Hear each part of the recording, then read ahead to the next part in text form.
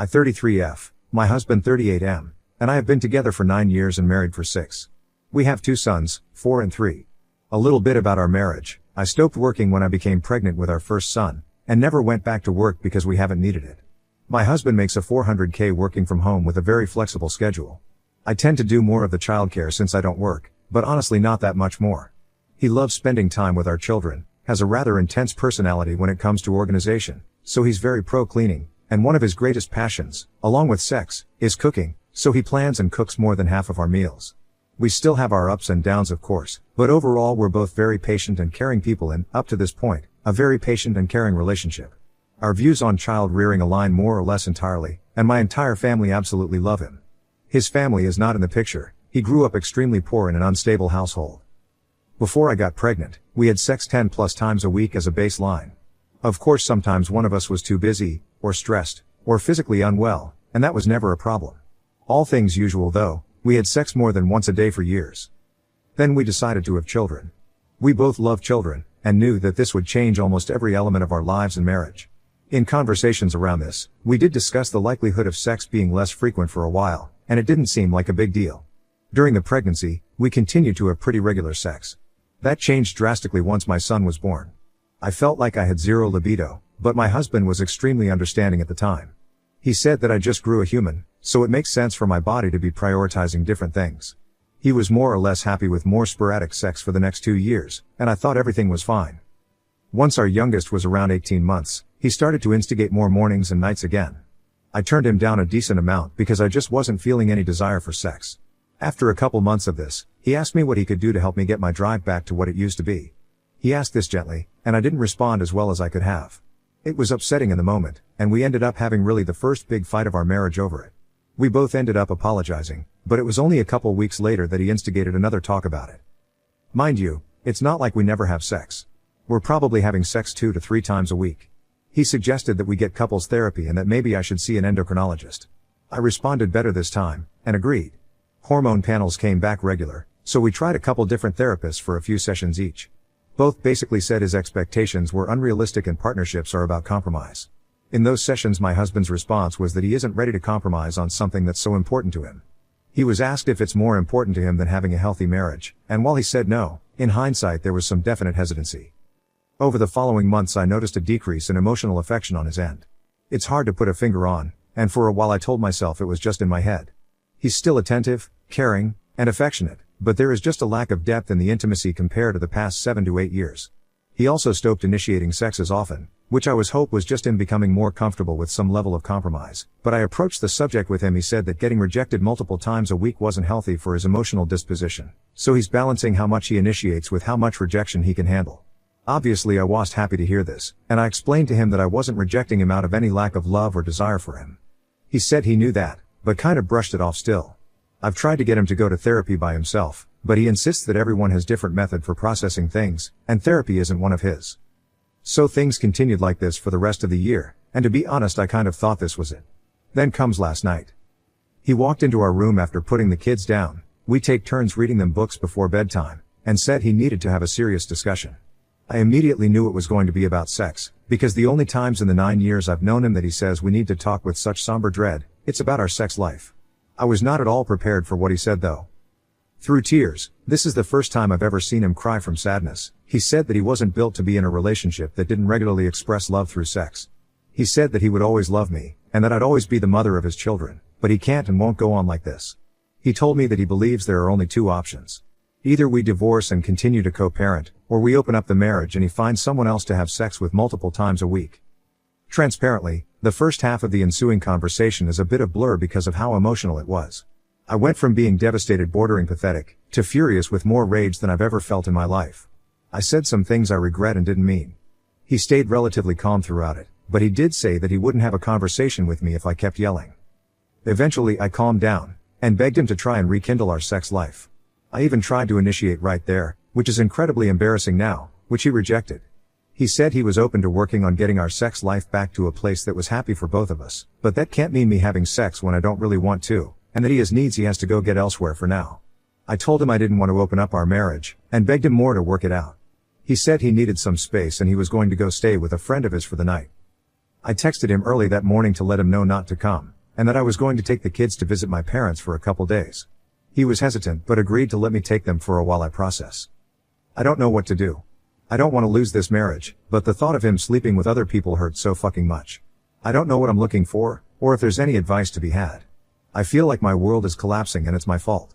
My parents know something is wrong because of how distressed I am, and even worse, both of our sons can tell. I've tried to hide it, but I'm a mess. My husband says if we stayed together and he felt rejected regularly, he'll end up resenting me, and that it's better for our children to have separate parents than resentful ones. Should I open up the marriage or move forward with divorce? Update 1. I don't have the time to respond to individual comments at the moment, but I will tomorrow. Thank you for all of your advice and support. I've spent most of the day talking with my mom while my dad took the kids on an adventure. I love my mom so much. She is such a rock. I do think we are heading for divorce, but I don't want it to be one of animosity. A lot of the comments are well-meaning but really assume the worst of my husband. His position on sex is extremely immature and selfish. I can see that now, and I don't have to forgive him for it. He is also an incredibly loving and kind person who has supported me through thick and thin. He holds himself to obsessively high standards, and while people will say I'm native, I know this man well and I can't imagine him bearing the guilt of adultery. He simply thinks too high of himself and is too sensitive. He is staying at his married friend from college. He is godfather to their 3 children. His wife has already reached out to offer support if I want to talk, since she knows we are going through trouble. I don't think it's a stretch to say he will regret this, but to those that think he is going to have trouble finding people to sleep with and run back to me. Well, he was a regular in a sex and BDSM communities in his 20s before we met. I knew this from early on, and never stopped exercising 6 days a week. I would like to tell myself that he would come running back after realizing it's hard out there, but I just don't think that's the case. I think his view of the world is that if he does what is asked of him, he can ask the world to have his cake and eat it too. For people saying to take him for everything he has, I'm going to talk to a divorce lawyer this week.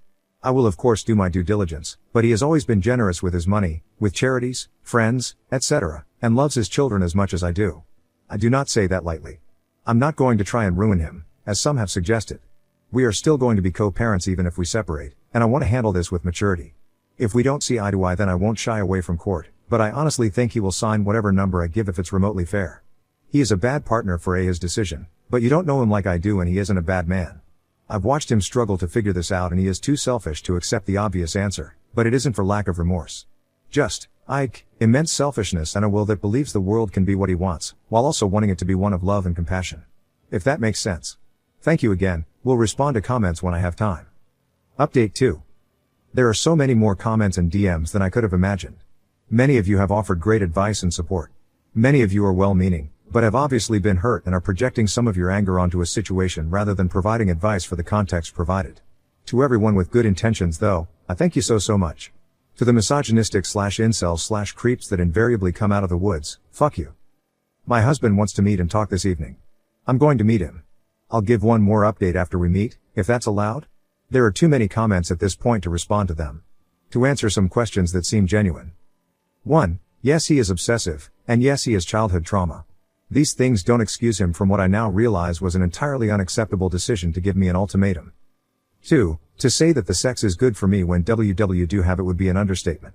I'm not going to get into the details, but his appetite for life and energy is one of the reasons I fell in love with him. He definitely has an atypical view of sex beyond his extreme high libido.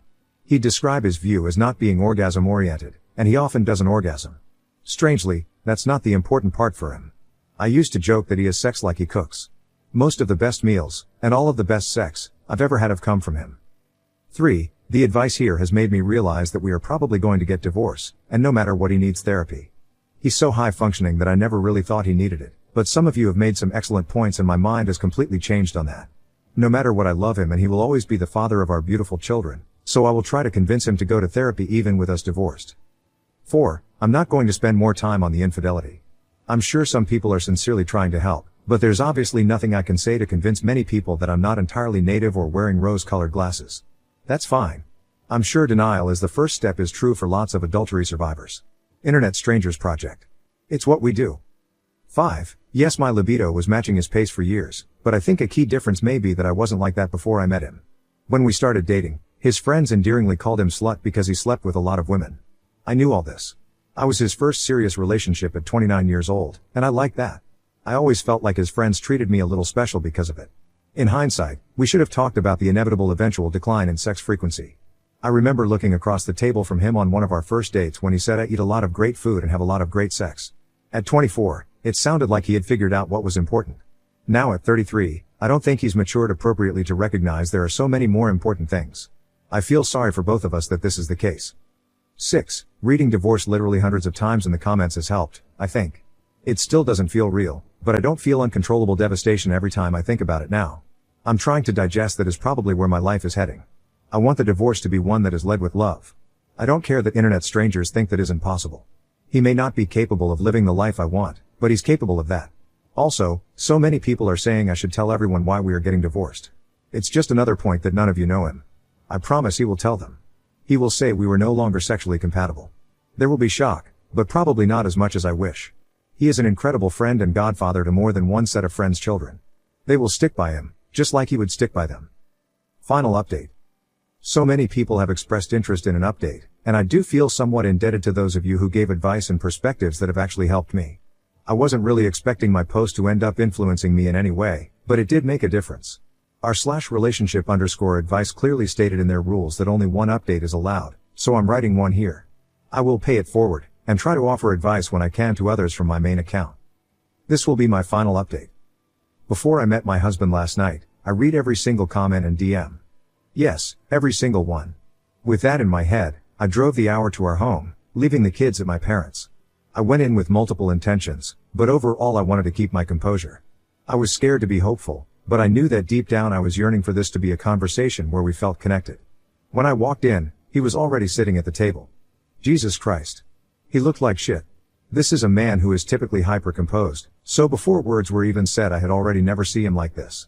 He tried to ask me how I was doing and how the boys are. I was blunt that the boys are fine having a snow day, and that he was the one who asked me to come here, so tell me what you want to say.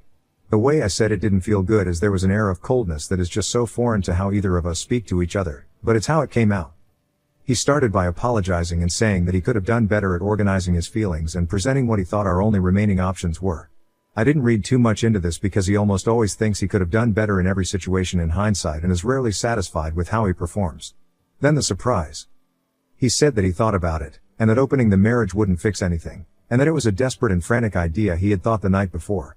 He said the only way forward is for us to separate. He said he had already gotten 3 months unpaid leave approved from work to handle things. He was breaking up a little bit already, and I was doing my best to not let that make me start breaking up because one of my goals was to try and stay calm. Part of me regrets my next move, and to be honest I know I did it because of some of the advice. I looked him in the eyes and asked him if he already found someone to sleep with. It felt cruel after I said it because I didn't believe he had and it obviously only hurt him further. Of course he said no, and asked me if I thought he was capable of that. I told him I didn't know what he was capable of anymore. More hurt. My emotional composure was also pretty much ruined when I said that because it made me start to cry, but at least not sobbing this time.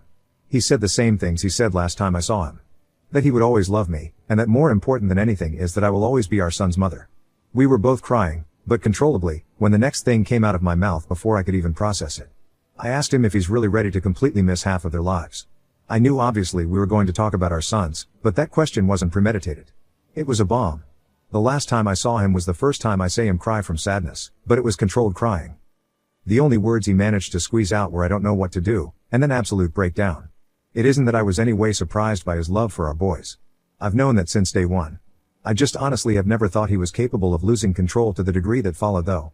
He was sobbing uncontrollably. Just as bad as I had the night he sprung the ultimatum. Probably worse. In that moment, I didn't know what to do. My heart was breaking for him and I wanted to hold and cradle him like he's always done for me in that state. I was also still very angry at him, fair or not. I don't know how long I sat there, but I couldn't watch it that long before I was also crying harder and then just saying that I was sorry. I told him I don't want to lose him. That he's the only person I want to wake up to every morning and share breakfast with our boys. He just said again and again that he didn't know what to do. I don't need to give further play-by-play, but it feels important, and pleasantly vulnerable, to share that. When the heavy crying passed, we kept talking and I eventually brought up that his friends, wife had reached out to me. He said that he had shared everything with both of them. This wasn't a surprise given he was best man at their wedding and godfather to their children, and to the comments suggesting my husband was sleeping with literally his 20-year best friend's wife. I'm sorry for the gross world you live in. I asked what their advice was. They both said they would love him no matter what happened, but he should really get a therapist. I asked if he was going to. He first response was that he didn't want to, but a couple moments after that he said that if both of them think he needs one, then he's sure they are right and he's going to find one that works for him. This felt like all the light I've been looking for in this dark chapter. In hindsight, I wish we would have involved any of his close friends earlier. They are his family. He respects my advice and seeks it out, but I was another party in the matter, and from his mind my suggestions were just that. Now the people he loves and respects, and he believes they understand him, which is a list of like 5 people, have told him to go seek therapy for his relationship to sexual expression and validating love. As soon as he said he was going to try therapy, I grabbed his hands and swore I would work harder to give him what he needs. I told him that I can't view my life with anyone but him, and I don't want either of us to miss a Christmas or birthday or any other important moment in our sons' lives. I told him let's go to Europe for a month. We've been once since the kids were born, but we took both of them and it was kind of a visit our friends in Europe who want to meet our kids tour. Also, this was an idea I remember reading from a comment, so thank you. I promised many more things and meant them. We let my parents know I wouldn't be coming back for the boys tonight. I've overshared this experience in a way that is really weird and I won't ever do again, but it feels good. I'll leave the rest between my husband and I. I told my husband about the post and asked if it was okay with him if I wrote an update about what happened. He was concerned about anonymity, but I explained all the info I had given and decided he didn't care, which is his way of saying he does care, but he chooses not to care because he controls his relationship to control, not the other way around. He warily, with a touch of self-aware humor that's so on brand for him, asked if he wanted to see the post and replies. I told him he doesn't, to which he laughed and said okay. He doesn't use Reddit, or any social media, since he knows how the sausage is made. Neither of us are fools. We have a long road ahead and there is no guarantee it will work. But I'm going to try harder. Reading the comments made me realize some of this was indeed my fault. Not necessarily for doing anything wrong, but for misjudging what was at stake. I knew my husband felt bad about himself when he laid next to me wanting physical intimacy and knowing I didn't. I truly didn't know, and maybe to a degree didn't listen, to how bad it hurt him. To say he overanalyzes things would be an insult to the franking incredible ability his mind has for assessing so many possibilities, seemingly at the same time. He's been laying in bed with that feeling, just building and building and building. This isn't about physical sexual release. Masturbating, or even fucking someone else wasn't going to release this. My husband is a hypersexual being and that's okay. I love him entirely, including that part, and I need to do a lot more work to be better positioned to get into a mood of sexual desire more often. But he needs to not feel explosive rage at himself on the inside when he doesn't receive the sexual intimacy every night. If we didn't have kids, I would feel less optimistic. I told him this is not impossible though, and we can work on this together. We've always been a team at everything else. We have to be a team here. This is now kind of a meandering rant, so I'll close it up with a few random points I thought about because of this thread. So many people have asked, and he said I could share. My husband is a network engineer. He taught himself to code as a teenager, for less than savory reasons, but he lived in slums and ethics are complicated, and got a full ride to one of the top programs in the country. Financially speaking, he's had a cushy life ever since. His words. I know he is damn good at what he does, but he also benefits from always handling finances like an obsessive analyst with a huge ego. Also his words, less than 3. The most common response by far was that I should divorce him, with about half of those saying I should do it happily, and basically he sucks / is a poss with no respect for me or women. These made me reread my post more than anything. Maybe there was some unintentional villainizing of my husband in my post, but I tried my best to give the situation and describe his character. As a social experiment, I wonder if it would have been any different if I specially mentioned his second most contributed charity as a women's and children's shelter, entirely due to his childhood trauma, but still sweet. This is going to be the most controversial piece, but fuck it. Reddit loves spice. In total transparency, there is very much a sense of desire to control my body from my husband. The interest is purely based on the premise of enthusiastic consent. It's a part of him though, and I've known, and mostly admired, his relationship to that part of himself for most of my time knowing him. The same date when he told me that he has a lot of great sex and eats a lot of great food, he asked me what my relationship to control was. It's an interesting thing for everyone to think about. He told me then and there that his relationship with control was very intense. That he is very sensitive to not wanting to coerce anyone into be controlled because he furiously opposes anyone trying to do that to him. He knows it's in his personality, and he tries to be very self-aware of it, especially when interacting with friends and most importantly our sons. You cannot understand my husband without understanding this. He tracks everything about his life. He journals every night and keeps all entries for the past 20 plus years of his life in a private server that he runs in our basement. He runs data analytics on it, just as he does with our finances and practically any other information he can coalesce. People asked if he is neurodivergent. Well, he isn't socially challenged at all, but he certainly isn't a normal person if that's the question. He also has had a serious sleeping disorder since he was a young child and only sleeps like 4 hours a night. Yet still has way too much energy. He is beyond special, and I love him and I'm grateful to be with him. Many of you made sure to remind me of how special he is. Many of you hated him, but if you knew him I think very few of you would feel that way. Even if you did, he's my husband, and I deeply hope we can make it stay that way. I'm going to do everything in my power to keep it that way. As one person messaged me, fuck your husband. No, seriously girl. Please do whatever work you need to do to help you fuck your husband. You both deserve it. Thank you everyone who helped and those who tried.